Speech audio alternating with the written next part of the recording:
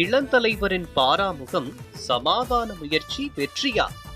தமிழக தேர்தல் கூட்டணி விஷயத்துல அப்செட் ஆன கதர்கட்சி இளம் தலைவர் பிரச்சாரத்திற்கு வர மறுத்தது சூரிய கூட்டணிக்கு பெரிய தர்ம சங்கடத்தை ஏற்படுத்தி இருக்கான்.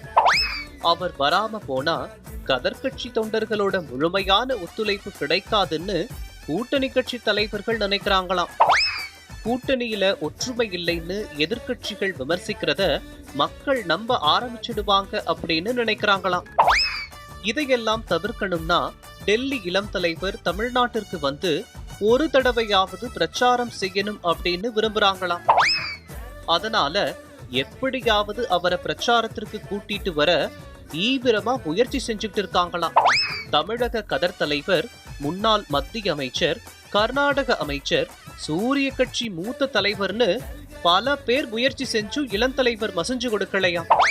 ஆழ்வார்பேட்டை ஆண்டவரோட முயற்சிக்கு பலன் கிடைக்கும், சேலம் பிரச்சார கூட்டத்திற்கு வருவாருன்னு நம்பிக்கையோட காத்திருந்தாங்களாம்.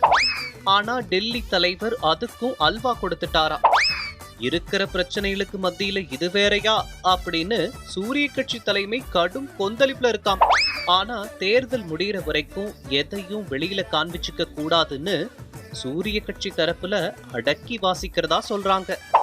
இளந்தலைவரோட புறக்கணிப்பு ஒட்டுமொத்த கூட்டணிக்கும் பின்னடைவை ஏற்படுத்தும் அப்படிங்கிறத இளந்தலைவரோட அம்மாவுக்கு எடுத்து சொல்லி அவரை வரவழைக்கிறதுக்காக முயற்சிகள் இப்போ நடந்துட்டு இருக்குதாம்.